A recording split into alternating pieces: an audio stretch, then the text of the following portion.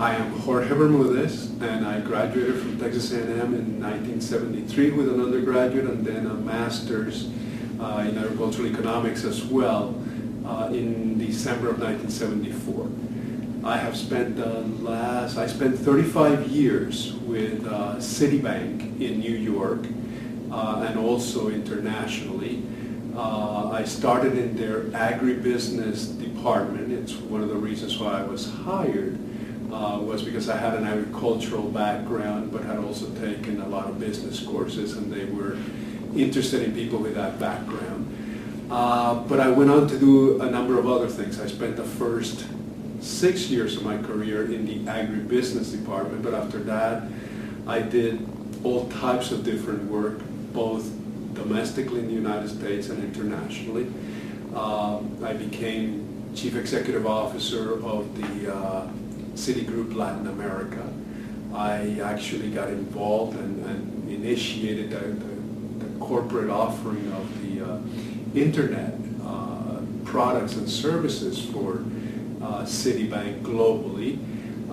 And my last job at Citibank was actually as the Chief Risk Officer for Citigroup.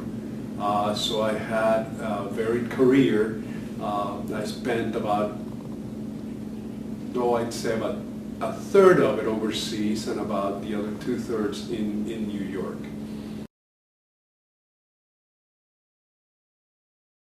My father was in banking, and I actually, in agricultural banking. He was part of the Agricultural Development Bank of Cuba, and also later on with the Inter-American Development Bank out of Washington, D.C.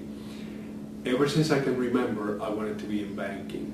And when I graduated from high school in Bogota, Colombia, the international high school there, I had one of my father's colleagues was an Aggie, and he knew that I wanted to study agricultural economics, that I wanted to go into banking, and so he made a very strong case that Texas A&M had a very strong agricultural economics program.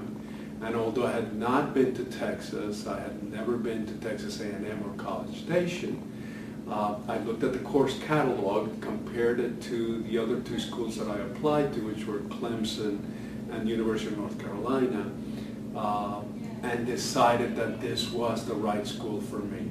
And so it was on the strength of what I saw in terms of a course offering and the strong recommendations that were made to me by an Aggie.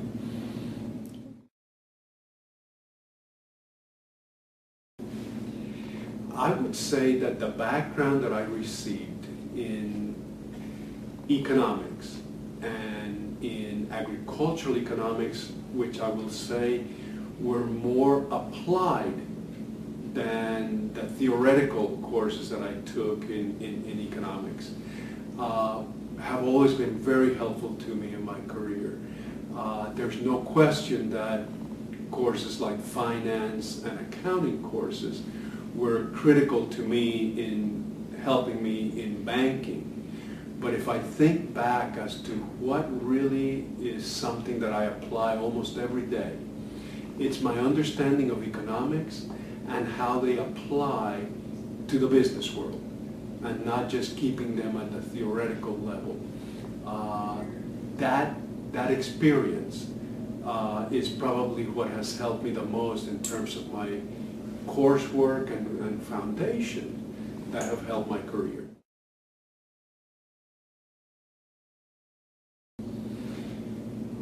Well, I would have to say there are a number of them, but I had to come out of Cuba. I was born in Cuba, and I had to leave Cuba when I was 10 years old without my parents.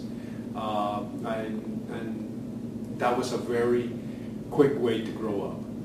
At 10 years old, I had to leave the country and come to the United States to live with a foster family. And that tends to make you grow up very quickly. And that had a lot in shaping who I am and what I am. Texas A&M was also something that shaped me. Texas A&M, although I had never been here before, its values and its culture reinforced the core values that I think I had learned at home from my parents. And that was extremely helpful.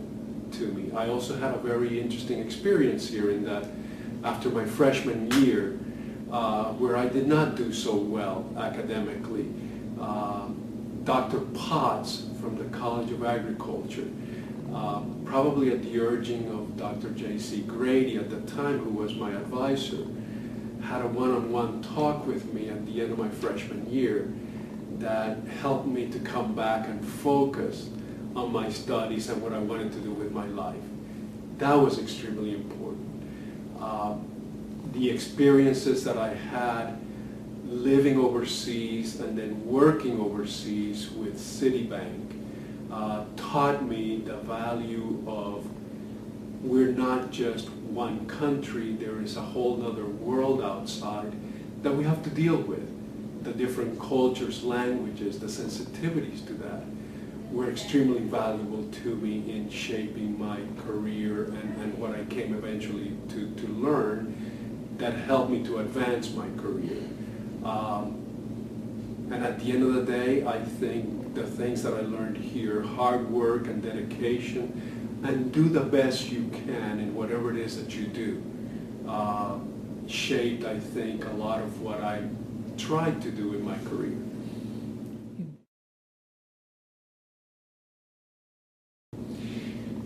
When I first learned of it, it was a complete surprise. I was not aware of that until I went to the dinner because they had contacted my wife, and so it was a complete surprise. First of all, it was disbelief.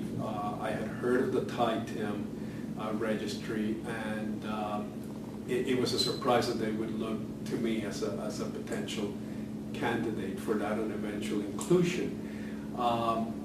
I think Timm, who I met at the early part of my stay at Texas A&M, and understood what he stood for, what values he had, what his view of students and student life here, and for the development of us as students. It meant a lot. And it's something that I really treasure because I also look at who has received or who else has been inducted into the Timm Registry, and it's definitely something that I honor and cherish. I'm very thankful to the department for having included me.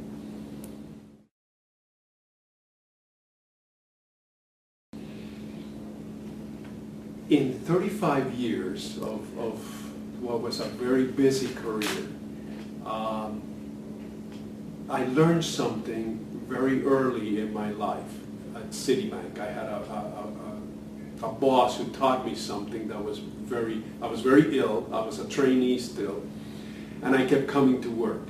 And he called me into his office one day, and he very simply said, "Jorge, if you die tonight," he says, "I'll have someone here at your desk tomorrow." He said, "But if you die tonight, your family won't have you at the dinner table. So balance, go get well, and then come back." And that's a balance that I learned, probably I've been in the bank about 90 days. But I learned that, and I tried to balance family and work. And for each of us, it's different. We all have a different balance, and I actually had different balances throughout my career, depending on the stage of my career and the stage of my family and the children and what ages they were. But there's no doubt at the end of the day that when it comes down to your family or your work, family has to take precedence, because that's who you're sacrificing for. And it makes no sense to sacrifice to the point where they have to sacrifice for what you're trying to accomplish. So I always try to keep that balance, but I always tell everyone that I speak to, each one of us has to deal internally with our own balance. And it's not the same for me as it is for anyone else. Each one of us has that individual decision to make.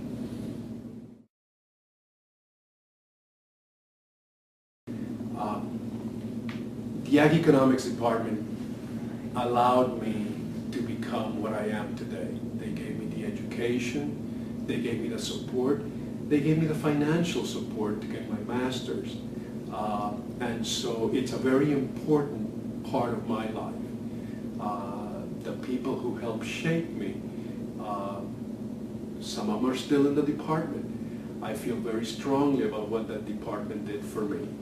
And I try to make myself available for that department in whatever area they might need me for. And I will continue to do so. And whether it's financially or whether it's just my personal support, that's something I think the department can always count on.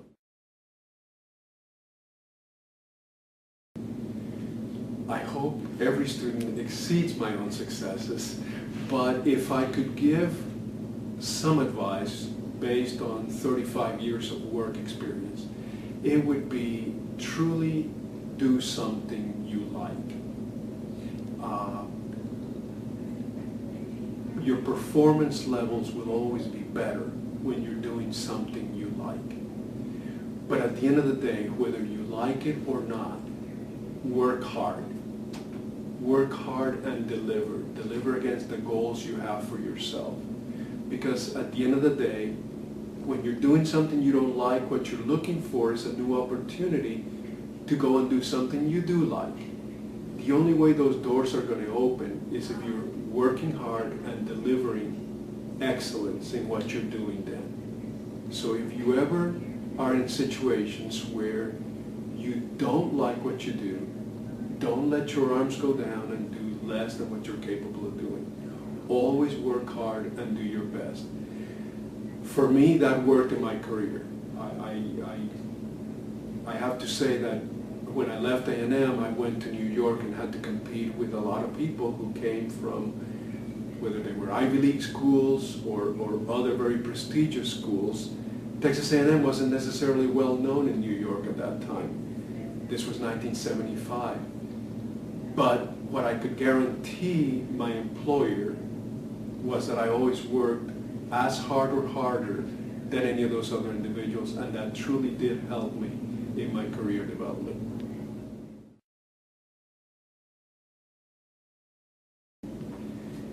What I would tell anyone that's interested is always know something about Texas A&M. You're coming out of an excellent university. You're coming out of an agricultural economics program. That's an excellent program, which provides you with the tools to compete. And whether you are in agricultural economics or business or engineering, this university has provided you with the tools you need to compete at a global level.